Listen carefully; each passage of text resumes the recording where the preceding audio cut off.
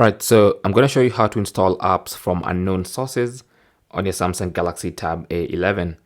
Now, these are basically APK files. So to install an app from an unknown source, you have to allow that permission.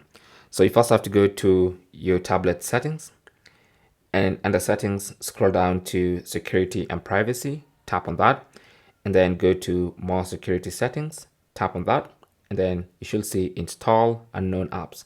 So once you tap on that, you'll see a list of different areas where you can install an unknown app from. So if you want to install it directly from your Chrome browser, or maybe you have it saved in your Google Drive.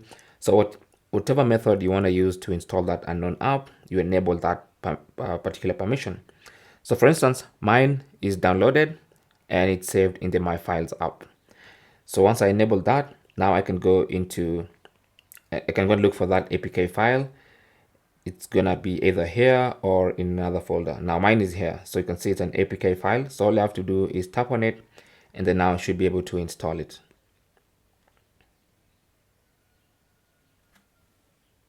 But then of course you might encounter this error here that says to remove this protection, unknown app blocked. Okay, so let's go back to security and privacy settings and disable the auto blocker. So go to settings.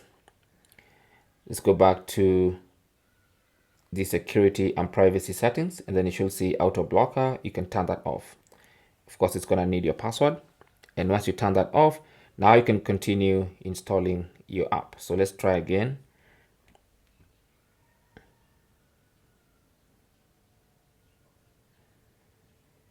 So it's actually been allowed to install. There you go. So once the app is installed, you can launch it at any time. So that is basically how to install unknown apps. Now remember, after installing an unknown app, to go back to the settings and enable auto blocker, and then go back to more security settings, go back to install unknown apps, and then disable that particular permission just to keep your tablet safe. Thanks for watching and good luck.